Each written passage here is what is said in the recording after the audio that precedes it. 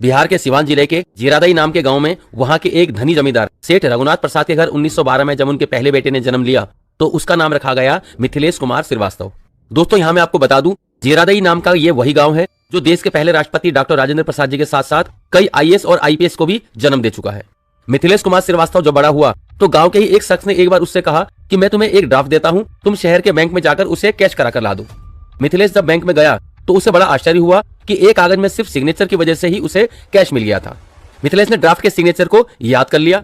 खैर फिलहाल तो उसने जिसके पैसे थे उसे जाकर दे दिए, लेकिन क्योंकि उसने सिग्नेचर याद कर लिए थे सो मिथिलेश को जब भी पैसे की जरूरत पड़ती वो बैंक जाकर वही सिग्नेचर करता और पैसे निकाल लाता।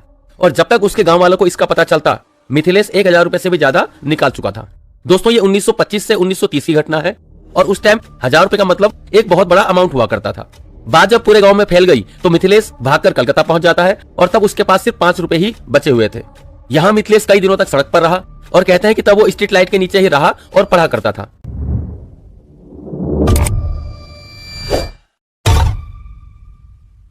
मिथिलेश कुमार श्रीवास्तव में।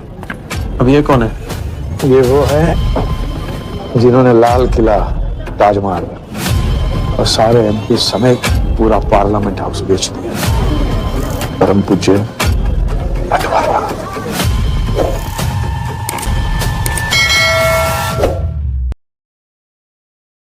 बिहार के सिवान जिले के जीरादई नाम के गांव में वहां के एक धनी जमींदार सेठ रघुनाथ प्रसाद के घर 1912 में जब उनके पहले बेटे ने जन्म लिया तो उसका नाम रखा गया मिथिलेश कुमार श्रीवास्तव।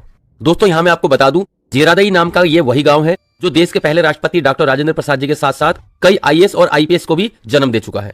मिथिलेश कुमार श्रीवास्तव जब बड़ा हुआ तो गांव के ही एक शख्स ने एक बार उससे कहा कि मैं तुम्हें एक ड्राफ्ट देता हूं, तुम शहर के बैंक में जाकर उसे कैश करा कर ला दो। मिथिलेश जब बैंक में गया तो उसे बड़ा आश्चर्य हुआ कि एक कागज में सिर्फ सिग्नेचर की वजह से ही उसे कैश मिल गया था।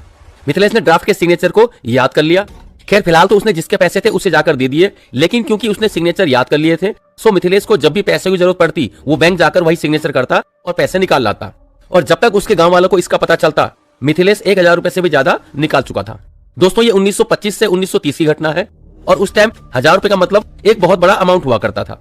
बात जब पूरे गांव में फैल गई तो मिथिलेश भागकर कलकत्ता पहुंच जाता है और तब उसके पास सिर्फ 5 रुपए ही बचे हुए थे। यहाँ मिथिलेश कई दिनों तक सड़क पर रहा और कहते हैं कि तब वो स्ट्रीट लाइट के नीचे ही रहा और पढ़ा करता था।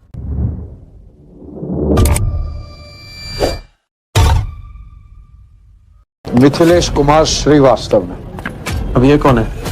ये वो है जिन्होंने लाल किला, ताजमहल और सारे एमपी समेत पूरा पार्लियामेंट हाउस बेच दिया। परम पूज्य